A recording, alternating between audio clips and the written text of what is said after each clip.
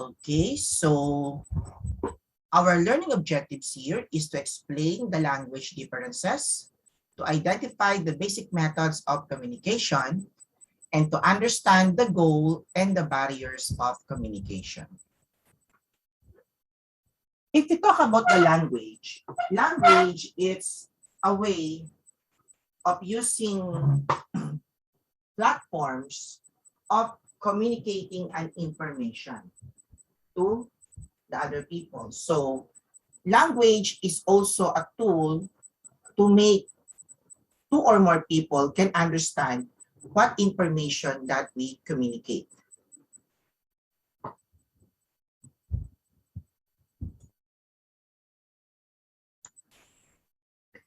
And please take note that language, it might be differ because there are a lot of cultures and subcultures that we use language to communicate with other societies or other people.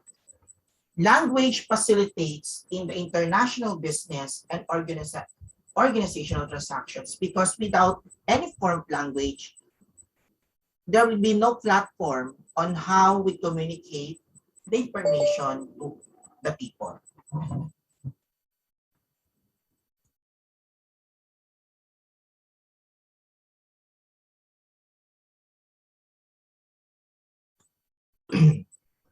Okay, so that's why language is very important to communicate and to make transactions in order to conduct an effective and efficient human resource management. Because as the HR, it is very important also to use a language that facilitates a lot of transactions globally. And when we talk about language, the universal language that we use in order to understand other cultures and other races is English. For this is the agreement of the countries, all the countries around the globe, that we use the English as the universal language for communication to other races that we must understand. But the question is, what about other races or other cultures doesn't understand English language?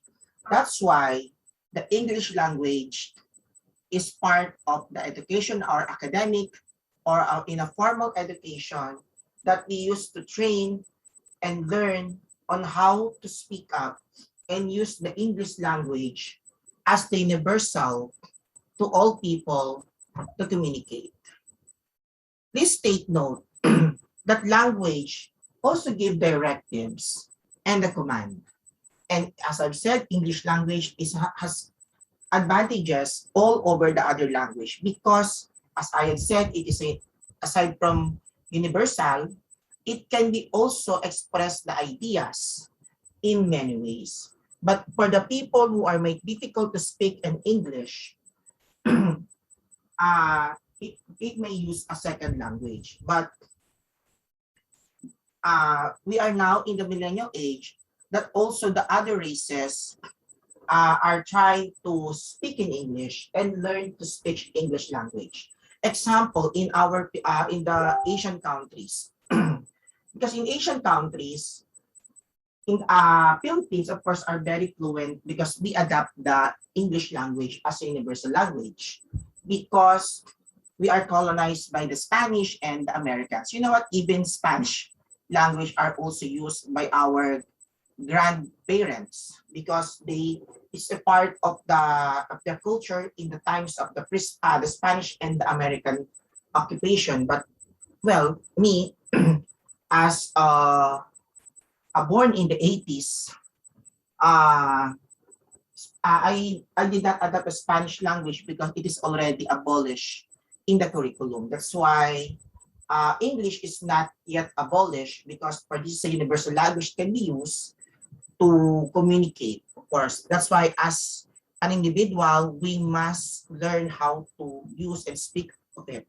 But there are some Asian countries that are not adapted, like the Chinese, the Korean, the Japanese, which there's nothing wrong of loving their own language or be a patriotic or a patriotism, but a reality that in order to communicate with other races, we must learn about the English language to speak and communicate. But of course, as a second language, the second language is our native language. It talks about our mother tongue. Okay? Let's say in the Philippines, of course, there are a lot of dialects, but as per agreement with a lot of ethnics, a lot of group of ethnics in the Philippines, that Filipino language or Wikang Tagalog is the language of Filipino to communicate with other Filipinos in the region, because in the Philippines we have a lot of regions, and we are grouped into an ethnic or per region. That's why there are many dialects like Bisaya, Chabacano, and that is the mother tongue, and that is the native language. And we can also learn a second language, of course.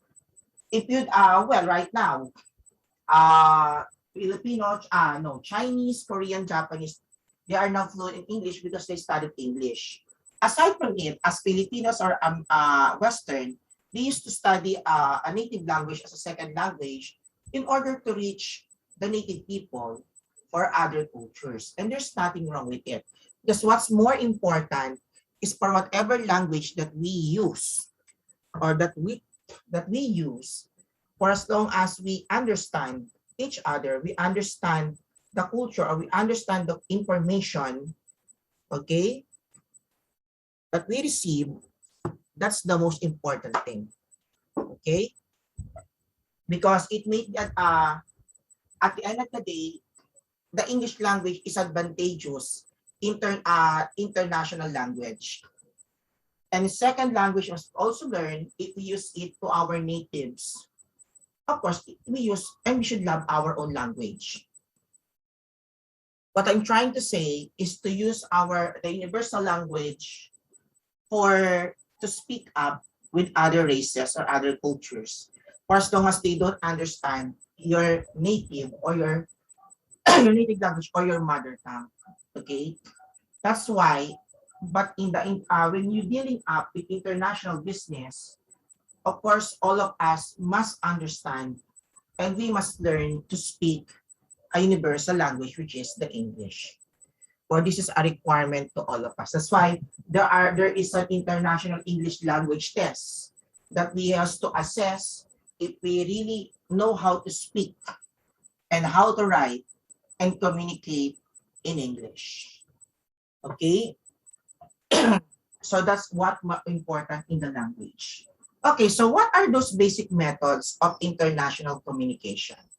So we have the following methods on how to communicate with other people. First is the verbal communication. So a verbal communication, it is a sending of messages through the word of mouth. That's why we talk it verbal. Okay, it is a one-on-one meeting. It includes the one-on-one meeting, speeches, a grapevine, or a one word and spread out to all people. A telephone, a departmental or interdepartmental meetings, presentations, and the like. Okay, those are the examples of verbal communication, regardless if it is a face-to-face or a virtual like this. For as long as we talk verbally or we speak verbally, that is a verbal communication. Okay, and a verbal communication is a quick information that also provides an opportunity for a quick feedback. Another method of communication is written. So the written communication is a communication by means of writing in a piece of paper, not just a piece of paper that includes a memorandum, a notice boards, letters, stacks, email, faxes, international newspapers, chats, and instant text messaging. All of those methods or tools of written that we have to read and understand the information. Okay, so that is a method also of communication, because this kind of a written communication is open to all and it can easily transfer the information to all. Okay, And what is the advantage of the written communication? Of course, the advantage is it is a formal and very authoritative. It also provides a permanent record. What has have been said, it can be retrieved, and it can provide document useful for legal purposes. That's the advantage. And a number of people may receive the exact same information without filtering, unlike in the verbal communication. It is also useful in communicating something that is complicated because there are some instructions that can be written in specific and detailed manner. Sometimes also the advantage of written communication is quicker and it avoids lengthy discussions or long discussions, and words can be chosen very carefully. But please take note that written communication may not be appropriate, or sometimes it might be disadvantage, especially if the receiver needs some clarifications of what it is written. And more discussion is needed before facts are established, especially if you don't know, if you don't understand the information that is on what it is written. Okay, a friendly and informal atmosphere is needed also for the written. It's not be appropriate, and of course, a message is very important. The message is confidential. It may not be appropriate on those written communication if the message is confidential, and the information may be upsetting, or it might be upsetting or getting mad by the receiver, or to the receiver rather. Okay, so another method of communication is a nonverbal communication. So a nonverbal communication, this is using of a body movements. That's why, as I've said, communication as a language has a lot of platforms. That's why in the communication, we are not also using verbal and written, but also we use our body movements, our facial expressions, our eye contact, and our physical gestures. And this type of communication reveals what the sender really meaning or really mean or thinking. Okay, so what are those nonverbal communications? But we should be careful. The body language, this refers to the meaning which is conveyed by facial expressions and body movements. Okay, so facial expressions. But we should be careful because not all facial expressions may understood by someone. Okay? Because I have an experience when a person gave me a poker face, but I don't know what that it means to me. If he's only approach me good at the front and telling something behind my back. That's why be careful. And even the body movements and gestures, that's why we should be careful on those things to avoid the misunderstanding on the body language. Even the appearance, of course, because in the international business, our physical appearance counts because of what we looks like. Sometimes we are stereotyped or discriminated by our looks, especially if our physical appearance is not pleasing to others. That's why, of course, a real beauty comes from within. To be a beautiful, you must be a good person and doing good things to others. But only the physical appearance is just only a secondary, but it is very also important. But sometimes we have to make an makeover to our physical looks, taking care of our physical body. Okay, make a good clothes that be presentable, but on what you're wearing, and you should practice a good grooming, so to make you good in the eyes of other people when it comes to physical looks. And eye contact, okay, we should be careful on this because the eye movements are can vary from from the culture to culture, because there are some races which a lot of meaning in the eye-to-eye contact. Example, in the Western countries. In the Western countries, if people are talking with an eye-to-eye contact, for them, it is a form of telling the truth for the Western countries. But for the Eastern countries like us, particular Asian countries, we cannot look in the eyes when we talk, because if we look in the eyes or eye to eye, it means that you are very arrogant. It means that you are, you know, you might think of something fishy, okay, or well, it's what do you call this?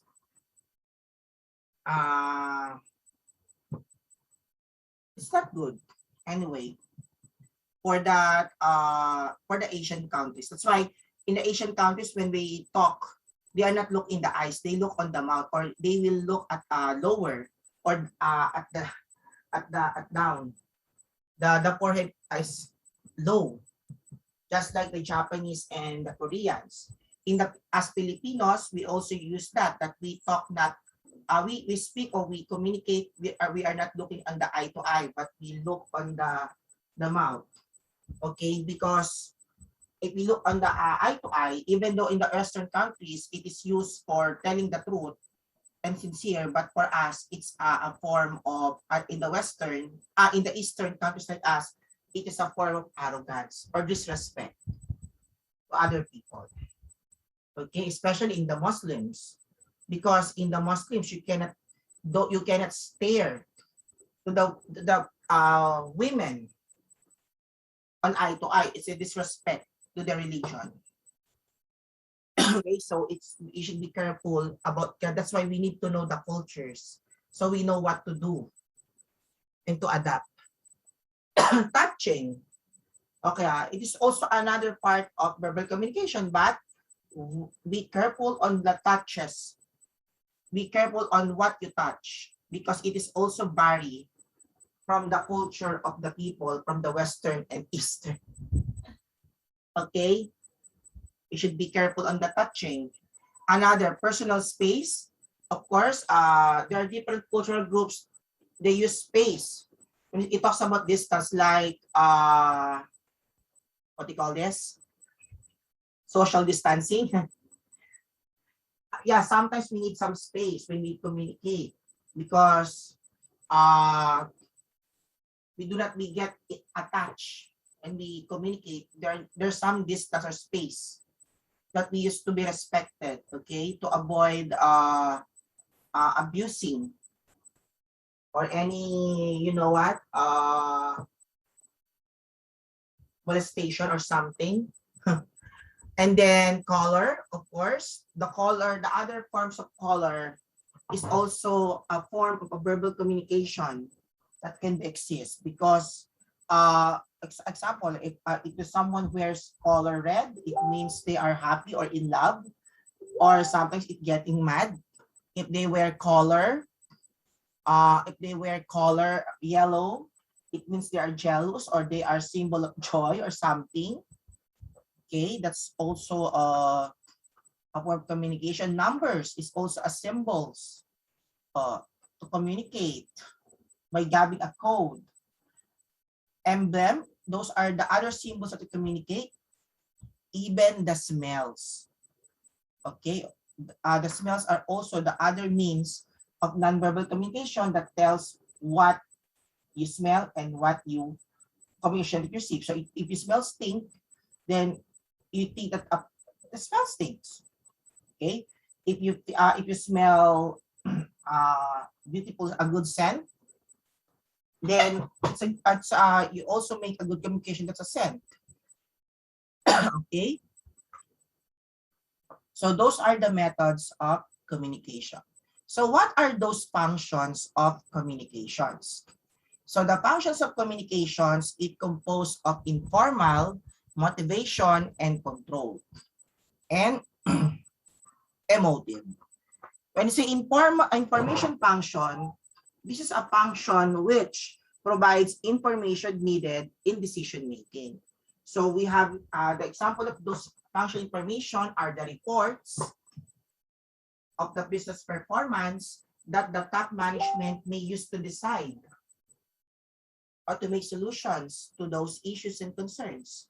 The motivation function, it communicates to encourage commitment to organizational objectives. It means that this communication is used to motivate people to work for, to encourage to be more to work hard in order to achieve the objectives.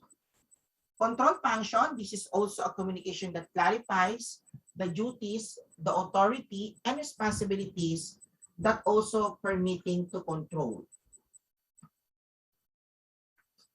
An emotive function, it is a communication that permits the expression of the feelings and satisfaction of social needs. So emotive talks about our emotions, how we use to express our emotions based on the communications that we receive. Okay. So what are those basic goals of communication? Please take note that the basic goals of communication, of course, if we define it, it's about transferring a message or information from the source to the receiver. And once the receiver gives a feedback, it means the information is clear to him or to her. And that is a two-way communication.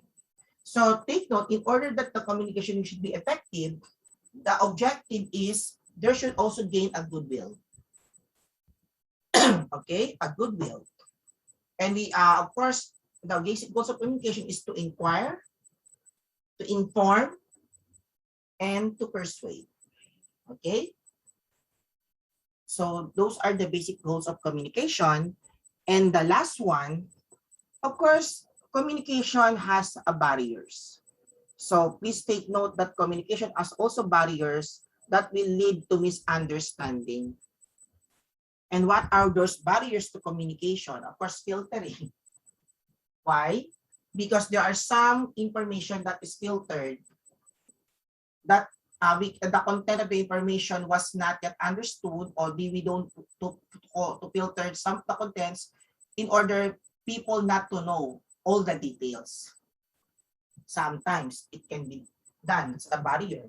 Selective perception. We are only selecting the information that we want, that satisfies, or that fulfills the things that you want.